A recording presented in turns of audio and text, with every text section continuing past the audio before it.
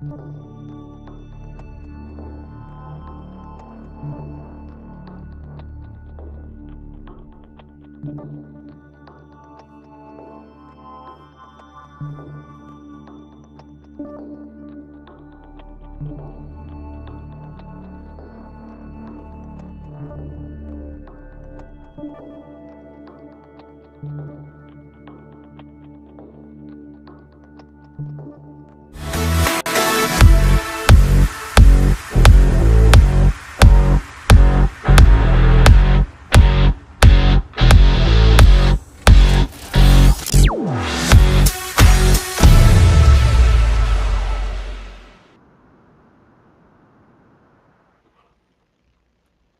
everybody, welcome back to another 20-minute pop-up. Listen, guys, today, super excited. I know a lot of you investors out there, you have buyers and sellers and agents all floating around your social media, but chances are you're not doing anything with it. So today, we're going to fix that. I've got the amazing Megan Hoover here, and she is going to talk about turning those cold followers into a buyer-ready community. She has built a multi-million-dollar business doing just that, and she is helping entrepreneurs of all different businesses use simple group strategies to create just ultimately real momentum and conversion so that you can turn these things into money-making just machines. So if you've got people watching you but not buying from you, this is 100% the missing link. Let's get into it. Welcome to the Closers Club. Megan, how are you?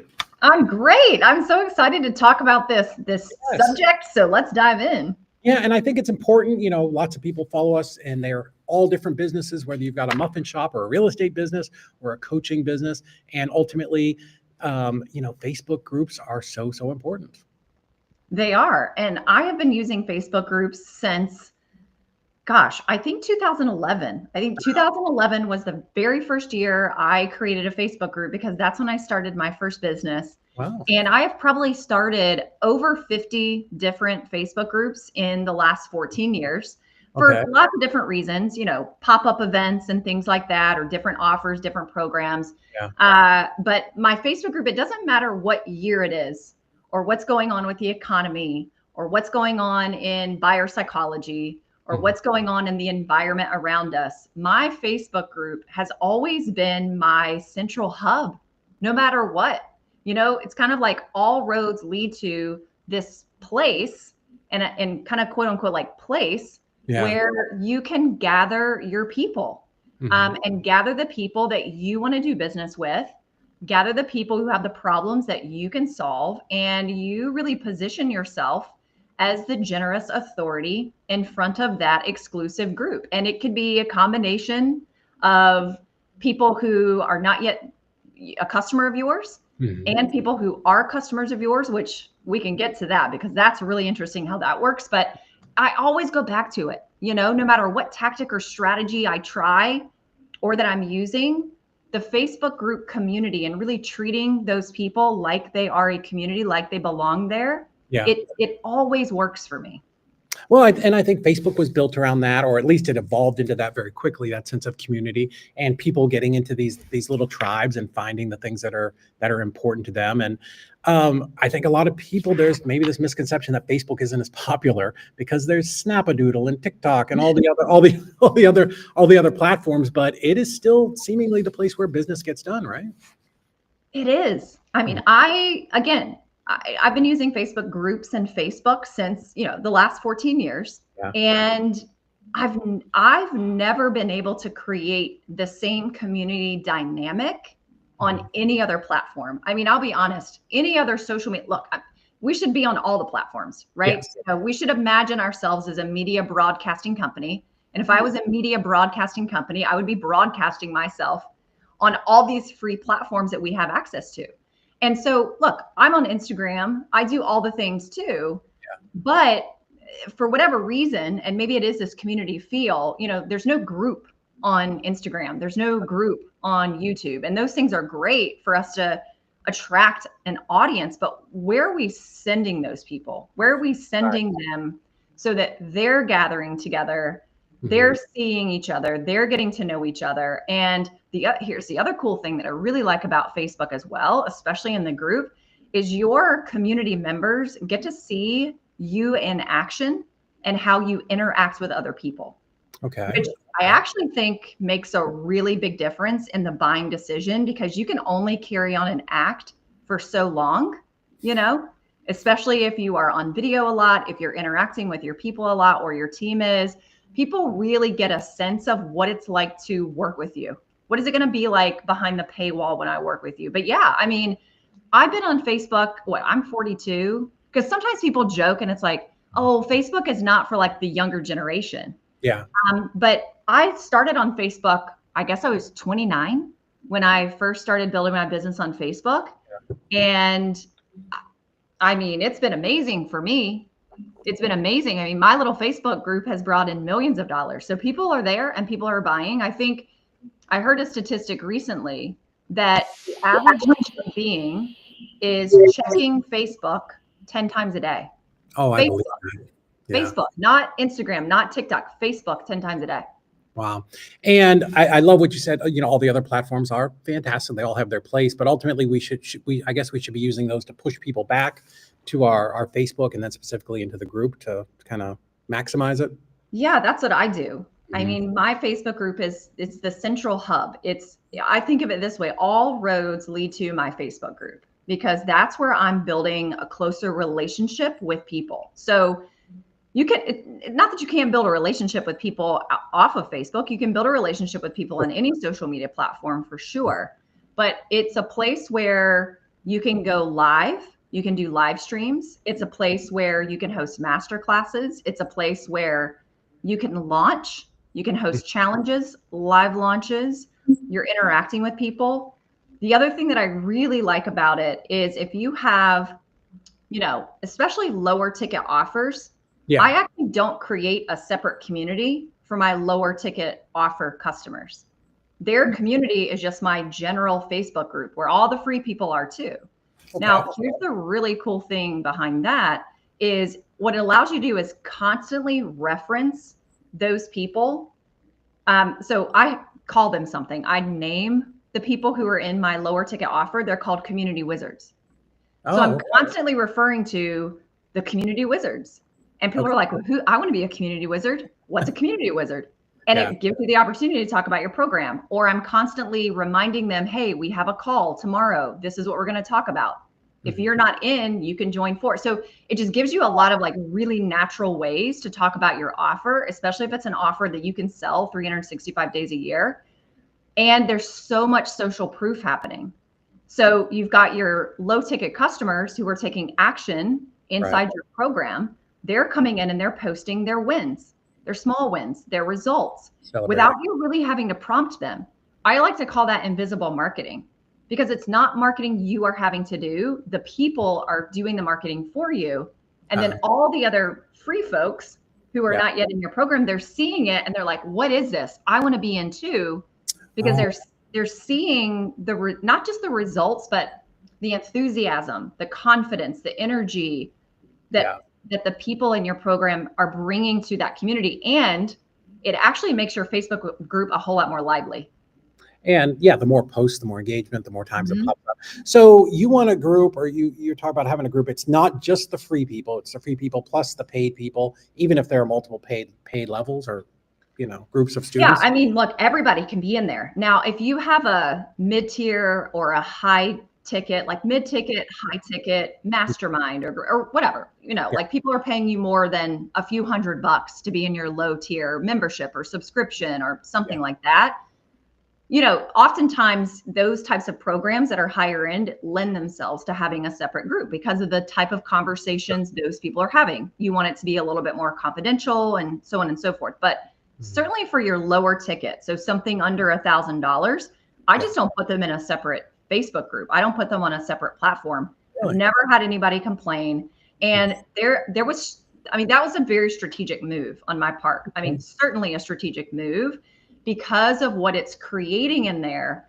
And it leads to more sales more frequently and less heavy lifting for the owner of the group or the team of the group. Now, I'm still a big fan of relationship management and building a relationship with people in the DMs, which we can talk about that too, because that's part of the strategy. But why separate the people? Yeah, I think the only thought there would be, am I coaching the people that are in the group. But I guess you want that, right? You want to show that you want to show the free people, what they get when they join and enroll. Yeah, and I'm pretty conscious of not coaching too much inside of the actual Facebook group. And the program of people I have in there, it's $97, right? So they're paying $97 to be in a 60-day sprint, which is all about building community. So, and they get live calls. So I'm kind of building in a lot of live interface, because part of the goal with a lower ticket is they're going to ascend to other offers that I have. So they're getting me live once a week on a call. So a lot of that's happening there, but I'm pretty careful and conscious about how much coaching am I actually going to do inside this group for those people, because everybody else is going to see that too. But I do make it very obvious of who those people are in the way that I celebrate them. I'll give you an example. Something I did today, one of the action steps that this particular group has to do in the $97 offer that they're in, I have them go live every week inside their Facebook group, same day, same time, every single week. So today I just jumped on Facebook. I scrolled through. I looked to see this week which one of my students have gone live, and I took a screenshot. And then I made a post inside my free Facebook group. I put their screenshot on there, and I congratulated our community wizards for being consistent, going live. And then I said, who else in Super Community has gone live? Take a screenshot and post it in the comments below. So that's a style that's accountability, right? So that's me helping my students who are paying, hold them accountable, and I'm recognizing them, and I'm celebrating them, and I'm reinforcing the behavior I want them to take. And then I've got all these free people who are paying attention to what's going on. And then the thought in their mind, like, part of it is fear of missing out. Part of it is that I want that status too. Part of it is like, what else is she teaching inside of there? So there's ways that you can interact with the actual paying students in there that isn't necessarily connected to like hardcore direct coaching them in there. Love it. Love it. Love it. Actually, I love that kind of that self-promotion and giving them those accolades and everything. And yeah, I can definitely see how that starts to add up. So when you've got that group and you have the free people in there, how do you move those people who are just kind of lurking? How do you move them over to being buyers? Really good question. So I think one of the biggest mistakes, and I think it's more of a thought mistake before it's an action mistake on our part when we're leading a community, is that we think when someone joins our group, they're an adult, they want to be there, they're just going to look around and they're going to start instantly consuming everything that we've got in there that's wonderful. And if you have a Facebook group, you probably have videos in there, you have trainings in there. I mean, one of the biggest reasons why anybody's coming into our Facebook group is because they want access to resources that we're housing in there that we don't have outside of that group. So that's one of the ways you get people there. So that's the thought mistake. We think, well, people are just going to like consume everything. Yeah. And it's important for us to change that thought, because just because we have adults coming in there, they want to be there, they ask to be in there, it doesn't mean they're going to do anything when they get there. And it's the same when you're working with a customer or a client with whatever you're selling them. Just because they bought it and they're a responsible adult doesn't mean they're actually going to do anything with it. No, you're right. We have people that pay $25,000 a year. Like, hey, in the portal, there are these free courses. There are. Yes. Yeah, exactly. They talked about it in your onboarding. Yeah. So one statistic that we all need to be really well aware of right now is that most buyers need to consume us and consume our content for 5 to 10 hours before they make a buying decision. Okay. And when someone comes into your community, it's the same when they get onto your email list. They are the most excited the first 2 weeks that they're there. So we want to capitalize on that excitement. Okay. So the first step, I'll tell you exactly what to do here. The first step is, as soon as someone joins your group, you or a team member, it doesn't matter, or you can have this automated, send them an immediate welcome message in the DMs. Okay. You go ahead and get into a one-on-one personal conversation with them. And in that message, you say, hey, David, welcome to the Structured Freedom Inc. community. So glad you're here. We help. And then you give your I help statement. Who do you help? What problem do you solve? What do you help them with? So you immediately tell them, you're signaling to them, I'm a business owner. This is what we do. I need you to know that. And then you finish that message with a question. It's a very simple question. It is it's like a this or a that answer. So I'm either this or I'm that. And it needs to be a question that your person, like I only need to think for like a half a second of what my answer would be. Mhm. So like I might say, how are you currently getting clients? Yeah. Word of mouth, referrals, content, or you're launching, something Right. like that. Yeah. And then what most people will tell me is referrals and word of mouth. So I'm like, okay, ding, ding, ding, ding, ding. They're not capitalizing on their Facebook group. So then what I can do is I can have a follow-up conversation, like I just keep talking to them. Yeah. And I will then direct them to a video inside my Facebook group Oh. that I think can help solve the problem that they just told me they have. Mhm. Or maybe they told me a goal that they have. But based on their response, I'm thinking, okay, what resources do I have in my group? Yeah. So I can start leading them around my group and getting them consuming me instantly so that I'm starting to build up to those 5 to 10 hours. Yeah. And I want to get them value instantly, like day one, first 24 hours. And so I'm then going to go get the perma link of that video. I'm going to paste it into the message. Uh-huh. And I'm also going to go to that video myself and I'm going to tag them in the video. Oh. Then I'm going to follow up a couple of days later, Mhm. 48 hours, 72 hours. And I'm going to find out like, hey, did you have a chance to watch that video? I'd love to know like your biggest takeaway. Yeah. So what I love about that welcome message is it instantly gets you into the DMs. I love that. So now, anytime you have something of value, the go-to DM is just inviting them to come to your stuff that's valuable. And then that relationship continues to grow. And it makes it easier then to know, okay, when is the right time to strike and invite them into an offer? So you don't feel weird. You don't feel pushy. You don't feel salesy. You're not like, oh, I don't know if they're an ideal client or not. It's our job to find that out based on having those conversations with them. And a lot of my sales come from me being in the DMs and following up with people. Yeah. So you're not hitting them day one, like, hey, you should join my group. Or the paid community. Wow. I think that's amazing. Is there a spot where you are also, and I'm not that familiar with Facebook. I have a couple, but I'm not really great at it. So that's why I was super excited to talk to you. But where you're collecting like their emails and phone numbers, or is just all of your communication through Facebook? Yeah, that's a really good question. So you do have a couple of options. I have my group set to private, not public, but it's visible, not hidden, which means people can still search for it. It's still findable, and Facebook will still make it a suggested group for people. Okay. The reason why I have it set that way is because I want people to answer 3 pre-qualifying questions before they come into my group. So you can be very strategic with those questions as well. And you only have 3. So Facebook doesn't give you the option to ask more. And you want to be, again, very strategic about what those questions are, because it's helping you identify, A, am I even going to let this person in my group? And B, you're kind of trying to pre-qualify them, like what product or service or offer do I have that could potentially be good for this person? Now, one of those 3 questions could be, I have a yada yada free giveaway. If you want it, give me your email. Or we have a weekly ABC newsletter. Would you like me to send it to you? So you can gather their email address that way. So that's probably the quickest, easiest, fastest way to do it.